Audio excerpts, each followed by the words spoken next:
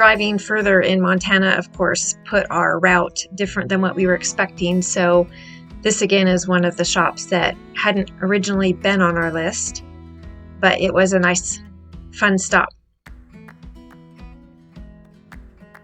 This was the morning that we left Theodore Roosevelt National Park. We had buffalo on our campsite that morning, and then we got here just as they were opening.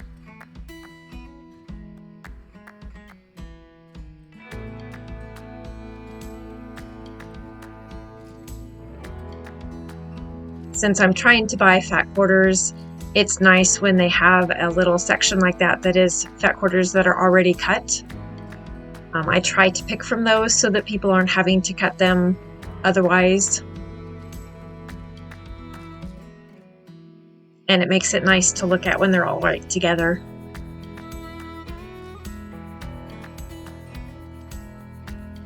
And a good selection, a big selection of beautiful backing fabrics that are nice and extra wide.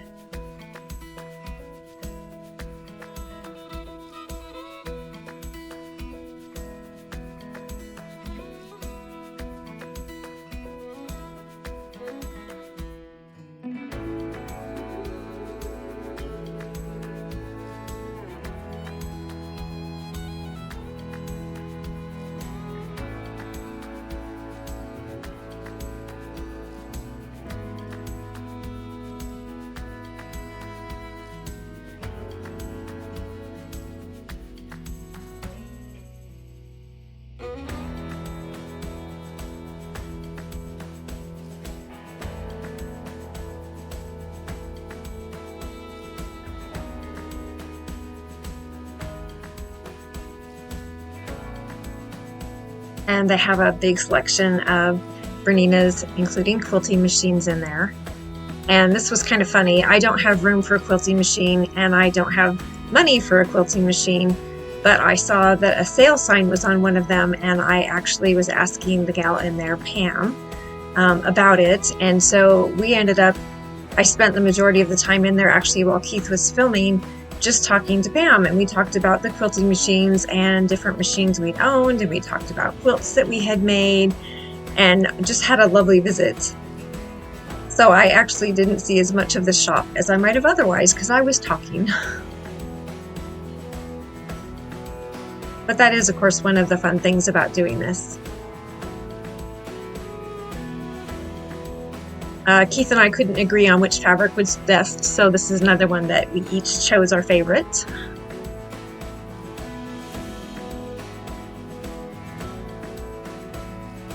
Gruber's was one that was on our quilt, on our list when we originally made it. I know at one point they were saying they were the largest quilt in the US, I think, at least in the Midwest. I don't know if they still are, but I do know they are quite a large shop. As their sign says, be prepared to be overwhelmed.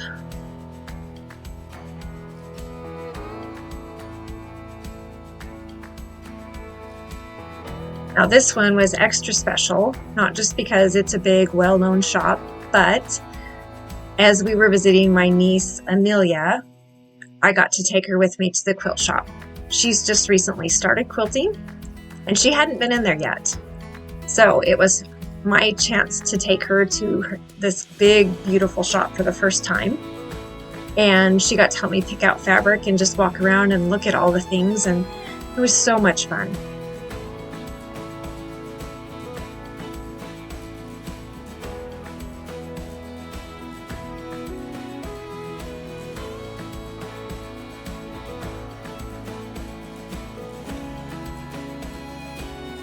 This, like other great big quilt shops, it's one of those places where you could probably spend all day in here if you really wanted to, and you'd still keep seeing new things.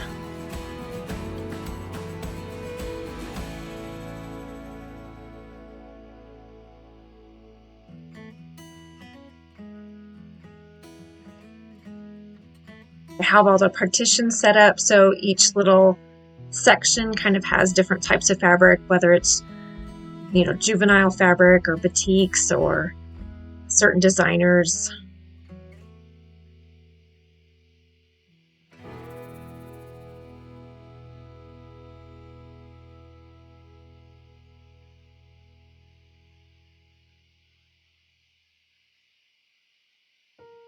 It was really fun talking to Amelia about the different fabrics that we liked and what we liked about them and different colors that we liked best.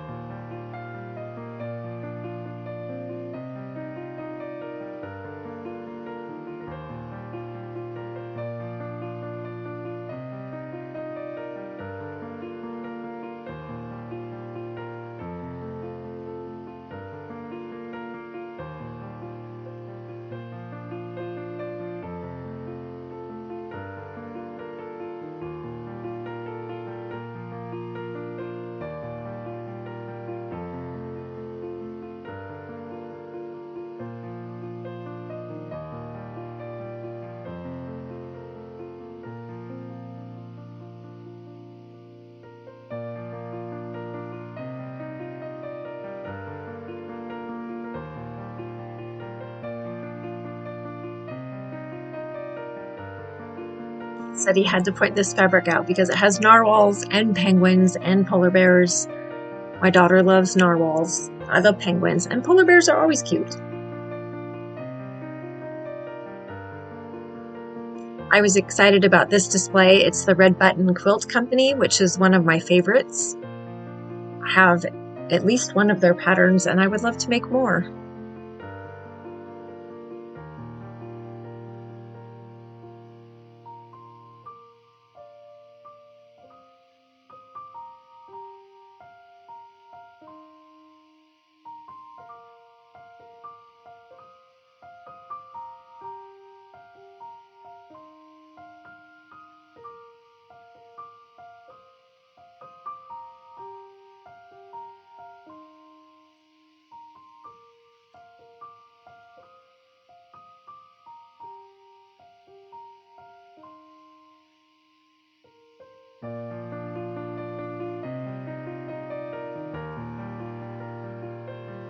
So hard in a place with so many choices to narrow it down to just one or two fabrics.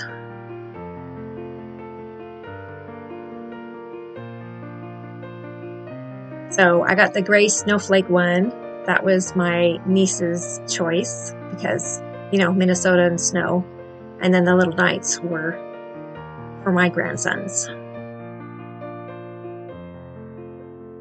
So I'm back to work on the trip quilt, and my next part is this little section right here. I want to kind of chunk those together, and then I'll be starting to work on the next couple little areas. So I realized I'm probably going to need quite a number of 1.5 inch strips, so I'm just going to go cut several of them, and then we'll cut them as we need them to length. So I'm just going to cut 3 strips because that's going to be really easy right now.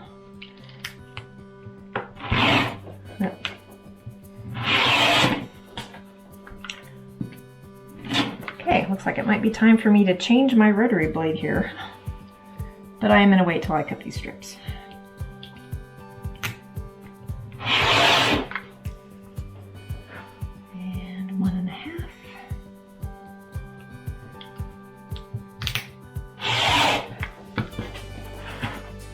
And then we will cut down some strips to the size that we need. Gonna have to go take some measurements.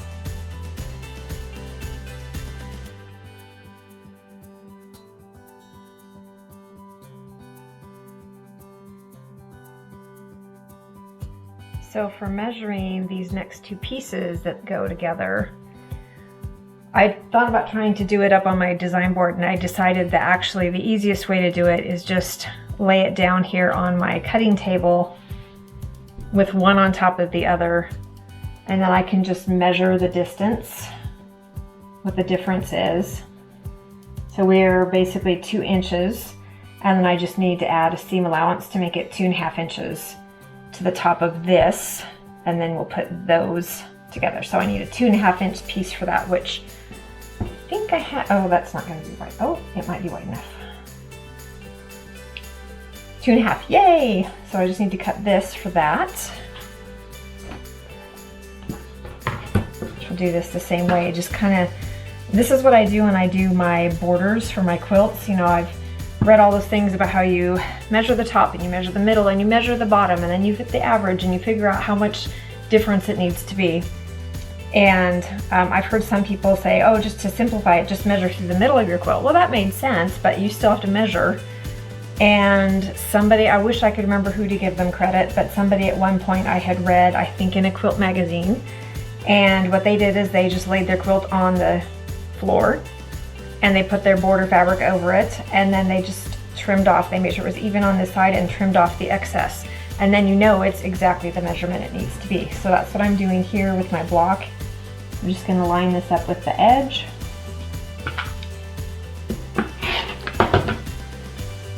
And then I know that that is just as wide as it needs to be to take care of my block. So I'll stitch that on there, and then I'm going to put a longer strip along there, and then I'll put those together. So a little bit of stitching to do.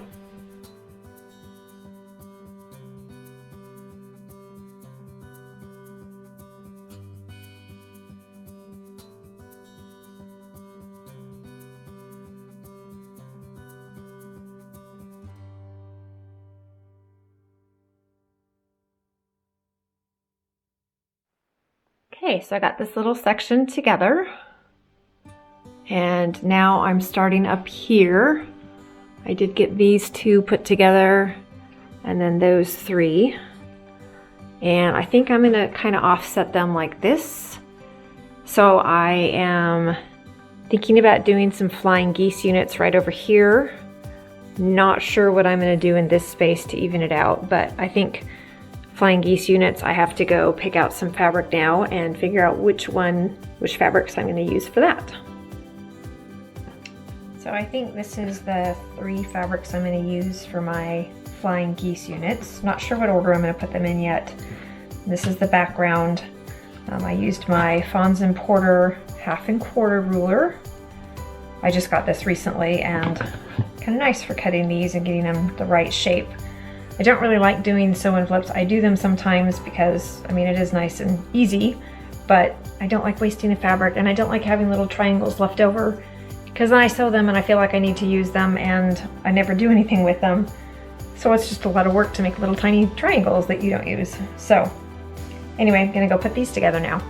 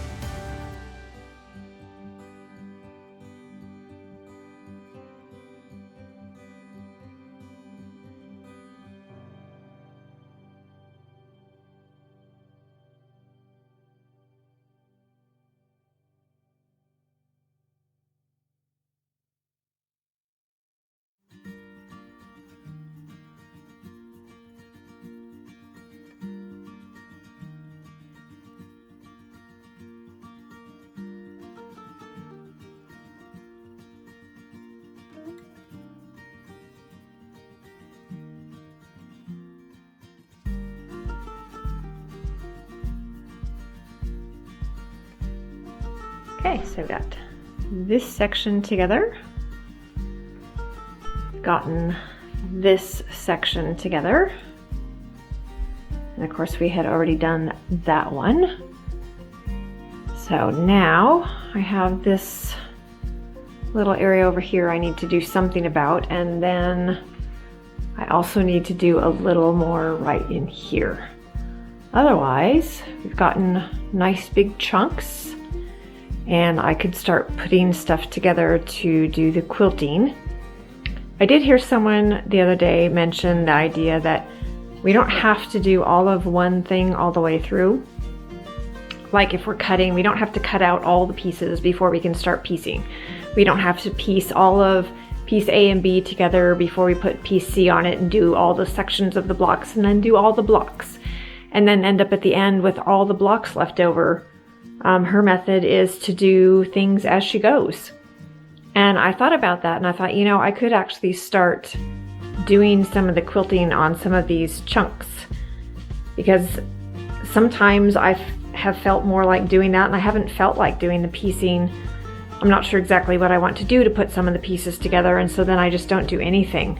Whereas if I got some of these ready for quilting, if I felt more like quilting that day, I could do that. So I may actually do that next. I'm not sure which one I'll feel like, but either way, it's still progress towards getting the quilt done. And I love the fact that I am making progress and I'm excited to get finished.